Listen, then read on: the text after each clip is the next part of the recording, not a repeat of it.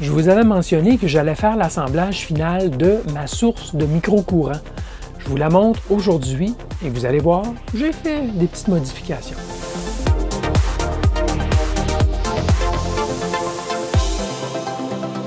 Bidouilleuse, bidouilleur, salut! Cette vidéo est la suite de ma vidéo numéro 503 portant sur la création d'une source de très faible courant, que j'ai appelée la source de micro-courant. Il est donc impératif que vous ayez vu la vidéo 503 avant celle-ci. Vous trouverez un lien vers la 503 dans la description. J'ai pensé vous montrer mon implémentation finale de cette source. C'est toujours intéressant de voir les techniques de montage électrique et mécanique. Très souvent, on peut découvrir des astuces que l'on peut mettre en pratique sur nos propres projets futurs. Je me suis donc exécuté et j'ai en fait choisi de monter la source dite performante plutôt que celle à bas coût. Et pour ce qui est du boîtier, c'est de la récupération. C'est un choix logique d'avoir choisi le modèle performant étant donné que je possédais déjà les composants nécessaires, entre autres l'amplificateur d'instrumentation. L'assemblage de la source était aussi l'occasion d'augmenter sa fonctionnalité, et en particulier en ce qui a trait à la tension de contrôle. Je vous montre tout de suite ça sans tarder. Voici donc mon implémentation de la source de micro-courant électrobidouilleur. C'est essentiellement le circuit que j'ai montré dans la vidéo de présentation de la source de micro-courant. Cependant, j'ai ajouté quelques petites caractéristiques qui rendent la source plus polyvalente. Alors, je vous explique. Alors, tout d'abord, j'ai bien sûr une entrée qui permet d'amener une tension externe, la tension de contrôle, ici. Et bien sûr, cette tension de contrôle-là aura un impact sur le courant de sortie qui est ici. Comme résistance de contrôle, la fameuse résistance RC qu'on peut changer pour si vous voulez changer la gamme d'opération ou la plage d'opération de cette unité, j'ai plutôt choisi de mettre des résistances externes sur deux bornes bananes comme ceci. Plutôt que de mettre un sélecteur, ça aurait été peut-être plus élégant de mettre un sélecteur, mais ça aurait limité les possibilités aux résistances qu'on installe à l'intérieur de la boîte. Ici, l'avantage, c'est qu'on pourrait mettre n'importe quelle résistance, même si on n'a pas une résistance qui arrive exactement à 1K, 10K, 100K, peu importe, mais qui est très, très juste, avec une tolérance très serrée. On pourrait l'utiliser quand même, et ce serait un simple calcul mathématique pour savoir quelle tension de contrôle va appliquer un certain courant en sortie. Donc, on change la résistance si on veut changer la plage d'opération. Choix personnel, bien honnêtement. Vous pourriez plutôt choisir de mettre un sélecteur rotatif avec des valeurs fixes de résistance. Au choix. L'autre modification. Donc, j'ai fait deux ajouts. Le premier ajout, c'est que j'ai ajouté une source interne. Alors, j'ai ajouté une référence de tension de 10 volts, assez juste. Et cette source, bien, je la fais simplement passer à travers ce potentiomètre multitour avec vernier et découplage par engrenage de la sélection externe. Donc, chaque tour est indiqué ici et des sous-tours, ou si vous voulez, la position dans chacun des tours est indiquée sur la partie rotative du bouton. Donc, ça coûte 4 ou 5 $, je crois, l'ensemble potentiomètre et partie externe ici. C'est pas très cher, mais ça nous permet évidemment manuellement, sans l'utilisation d'un voltmètre, de venir ajuster le courant de sortie manuellement, si vous voulez, tout de façon intégrée, sans avoir à ajouter une tension de référence externe. C'était le but visé ici. Alors, j'ai mis un interrupteur qui choisit entre la source interne 0,10 volts ou la source externe qui sera elle aussi de 0,10 volts, mais on doit avoir une source quelconque de tension qui va être appliquée ici. Donc, interne-externe, ça donne une certaine polyvalence sans être obligé de fournir une source externe. Alors, c'est pour ça que j'ai choisi cela.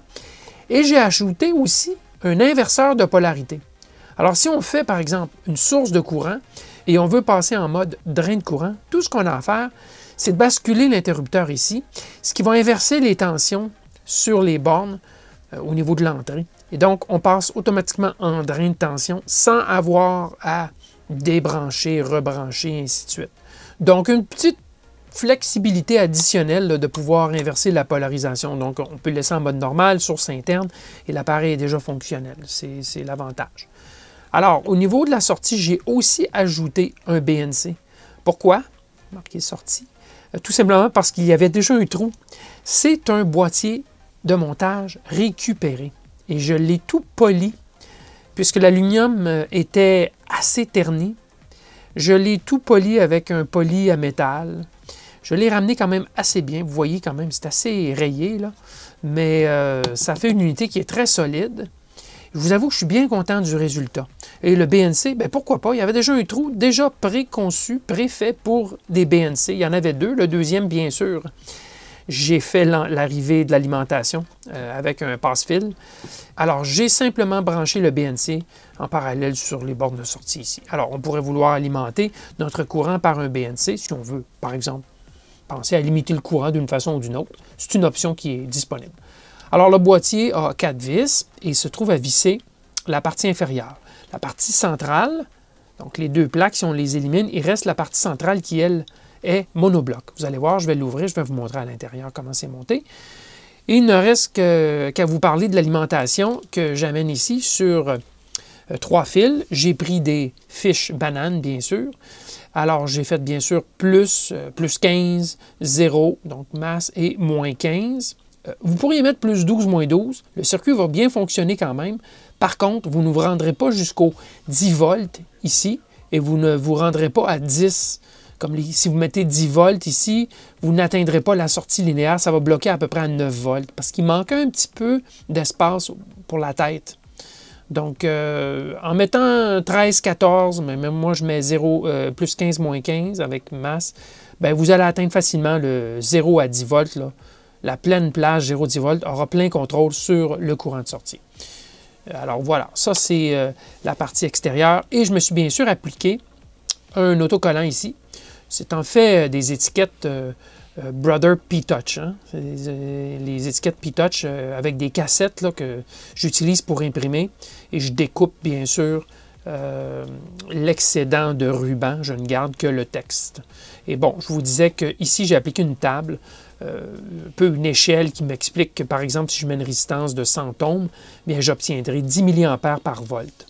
Avec 1 kΩ d'installer ici sur la résistance, j'aurai 1 mA par volt de contrôle, et ainsi de suite, et ainsi de suite. Donc, un peu une fiche de rappel.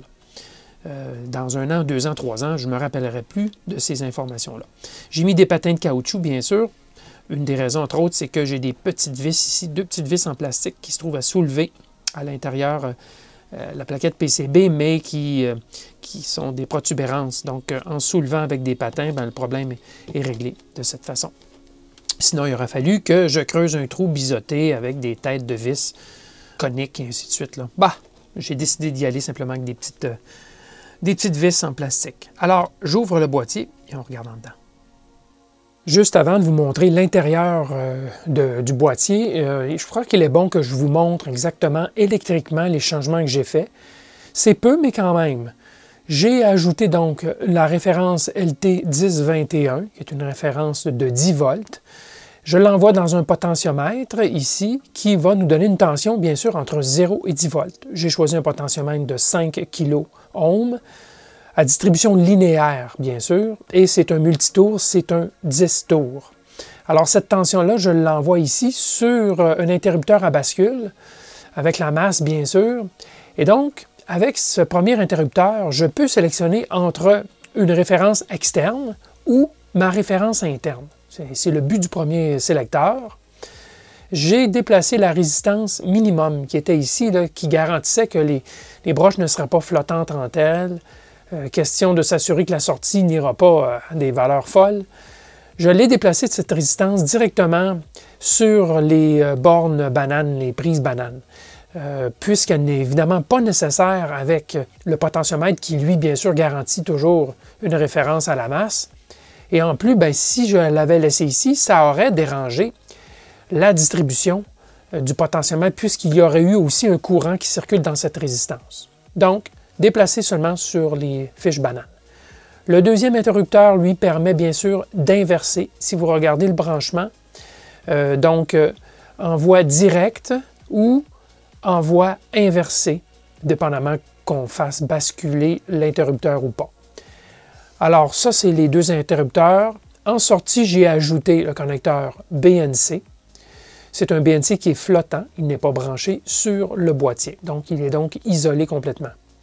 Et finalement, je vous suggère, bien que vous ne le verrez pas à l'intérieur du boîtier, ça reste à faire pour moi, je vous suggère de mettre deux petits fusibles, ce qu'on appelle des pico-fuses, des pico-fusibles, des petits fusibles soudés en place. C'est juste au cas où, pour une raison ou pour une autre, là, on fera un court-circuit, on pense qu'on est flottant, mais on ne l'est pas, et puis ça crée une augmentation soudaine de courant dans les amplis opérationnels, juste pour s'assurer, 100 mA, je crois, sur les deux branches, c'est suffisant. On pourrait même s'en ajouter un troisième ici, si on voulait, sur la masse. Et oui, c'est vrai, j'ai oublié de mentionner, aussi, j'ai ajouté deux prises bananes à borne vissante là, pour pouvoir y fixer la résistance de contrôle à l'extérieur. Alors voilà, ça c'est le sommaire des changements que j'ai apportés. Voici donc l'intérieur du boîtier. Alors évidemment la face inférieure de la plaque frontale et on voit bien le potentiomètre multitour ici, les deux interrupteurs, les bornes d'entrée et bornes de sortie. J'ai déplacé, vous voyez une résistance de 100 kΩ ici. J'ai déplacé cette résistance pour qu'elle ne desserve uniquement que le mode de contrôle extérieur, externe. Sinon, il n'y a pas grand-chose à montrer ici au niveau des interrupteurs. Alors, vous voyez la plaquette elle-même. Alors, bien sûr, notre ampli d'instrumentation ici. Les deux TL071, tout monté bien sûr sur des supports, et la référence de tension 10 volts, qui est une LT1021, que j'ai utilisé la version, moi c'est la LT1021 DCS8-10, le 10 veut dire 10 volts. Alors c'est cette référence de tension qui est un SOIC8, j'ai donc dû monter l'ensemble sur une petite plaquette de conversion DIP. Et mon Dieu, sinon, il n'y a pas autre chose tellement de spécial à mentionner. J'ai bien sûr le potentiomètre multitour ici pour faire la compensation. Le 0, si vous voulez, lorsque la tension appliquée est 0 volts, on devrait voir 0 mA de courant. C'est le petit potentiomètre multitour de compensation ici. Alors voilà, ça c'est l'agencement général des pièces. Je suis persuadé que vous voulez voir le montage sous cette plaquette, alors je vous le montre à l'instant. J'ai utilisé cette plaquette de montage universel qui avait déjà des rangées dont l'espacement, bien sûr, est fait exprès pour des puces DIP. Donc, j'ai bien sûr utilisé cette plaquette et je n'ai utilisé au final que quoi? 6 fils? 6 petits fils pour faire toutes les interconnexions. Le reste des interconnexions, par exemple les alimentations, bien, justement, on se sert de la distribution des alimentations qui est déjà prévue sur ce genre de petite plaquette. Donc, ça passe sur deux rangées sous chacune des puces. Donc, la distribution plus 15, moins 15, la masse, il a fallu que je me réserve une section ici. Et bien sûr, on découpe ces pistes entre les trous. Si on veut se créer des nouveaux bus, bon, on peut découper, là, on peut détacher les lignes qui sont présentes. Mais pour le distribuer, le plus 15-15, c'était la façon la plus simple. Et d'utiliser cette plaquette, bien, ça fait qu'au niveau plus 15-15, 0 fil. Tout s'est fait simplement en pliant des broches ou en mettant une bonne quantité de soudure. Donc, ça simplifie beaucoup le montage. Et pour ce qui est du petit fil, j'ai utilisé du calibre 30, du fil utilisé pour de l'enroulement. Donc, c'est l'habitude que j'ai prise d'utiliser ce genre de petit fil qui résiste plus ou moins bien à la forte chaleur, mais suffisamment en tout cas pour faire notre soudage, notre brasage sur la plaquette. À la longue, il peut ramollir si on exagère un peu trop. Ce n'est pas de l'isolant en téflon, mais quand même. Alors, voilà, c'est ça la technique qui était utilisée pour faire le montage du circuit sur cette plaquette universelle. Plaquette que j'ai depuis au moins 30 ans. Alors, je ne saurais vous donner une source Vous allez certainement être capable de trouver des petites plaquettes déjà toutes faites, probablement de couleur bleue, qui auront ce genre de patron de distribution similaire pour simplifier la vie, en tout cas en ce qui a trait à la distribution des alimentations. Mais il faut quand même réfléchir d'avance pour minimiser le nombre de fils. Il faut quand même utiliser ce genre de distribution au maximum de son potentiel. Et pourquoi pas en terminant, une petite démonstration de la référence interne ainsi que le potentiomètre gradué. Alors, vous voyez, je suis à 5.0 ici, 50 si vous voulez, 5 sur la couronne externe et 0 sur le bouton lui-même. Et j'ai une résistance de 1 kΩ. Donc, on s'attend là, pour chaque valeur ici à ce que ça monte de 1 mA. Et donc, c'est gradué. Si vous voyez ici, je suis à 4.9, 4.7, 4.6, 4.50. Voilà. Et si vous regardez l'ampèremètre juste au-dessus, vous voyez bien 4.50. Alors, ça fonctionne bien. Il y a ce petit mou ici, mais ce n'est pas que c'était pas assez bien vissé. C'est difficile de fixer la partie externe. Le potentiomètre est bien serré, mais malheureusement, il y a un petit jeu ici qui est un peu agaçant, mais bon, au prix qu'ils le vendent, là. Donc voilà, puis il y a aussi un verrou ici, vous pouvez verrouiller la valeur puis le potentiomètre ne tourne plus. Ici, je serais quoi là? 3,9? Ouais, 3,91, je suis quand même plus loin que 3,9 là. Et puis voilà, alors je peux descendre là, c'est quand même assez linéaire. Par exemple, si je me mets à 2, vous voyez, j'essaie de me centrer le plus possible là. Puis regardez, je suis à 2. Donc, on peut se fier relativement bien sur les graduations pour se donner une bonne idée là, de où est-ce qu'on est que le courant à, disons, 1%. Là, on pourrait dire ça comme ça. Là. Évidemment, quand on se met à 0, ben, il reste un petit résiduel. Le potentiomètre ne va pas tout à fait... Ah, quand même, il ne va pas tout à fait à 0. D'accord? Ouais, il l'est quand même. Il a fallu que je revienne. Et puis, si je vais jusqu'à 10, je vous passe ça. Voilà, j'arrive jusqu'à 10, donc je m'en vais au 0 avec le 0. Je suis à 9,99, donc c'est vraiment proche. Sincèrement, là, je suis surpris de la consistance des lectures en fonction de l'ajustement. Donc oui, ça peut bien fonctionner, on peut se fier là-dessus là, pour des ajustements, là, lorsque ce n'est pas une absolue nécessité d'avoir la justesse totale. À ce moment-là, on se servira d'une source externe. Mais source interne telle quelle, sans autre référence externe, quand même très acceptable.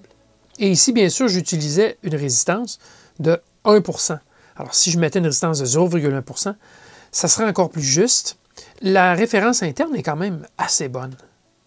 J'ai mis à jour le schéma électronique montré dans la vidéo numéro 503 pour inclure les additions que vous avez vues aujourd'hui, soit surtout le circuit d'entrée. Je rends disponibles tous les fichiers pertinents à mes vidéos, entre autres les schémas, sur mon site web bidouilleur.ca dans la section « Les fichiers d'électrobidouilleur ». Alors, je suis bien satisfait du résultat. Ça me donne quelque chose de bien. Dans un boîtier en métal, ça rend l'unité solide et stable, disons.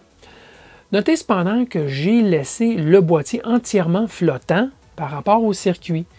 C'est que la sortie de la source peut potentiellement être insérée n'importe où dans un circuit. À condition, bien sûr, que l'alimentation et la tension de contrôle soient elles aussi flottantes. Le boîtier métallique relié à la masse constituerait alors, si ce n'était pas vraiment flottant, un risque de court-circuit sur l'établi avec d'autres branchements. Bon, tout cela est débattable de toute façon. Voilà, le projet est complété. Je passe maintenant à autre chose. Vous avez apprécié la vidéo? Faites-le savoir par un pouce vers le haut. C'est moi qui apprécierai. Merci de votre soutien continu et à la prochaine.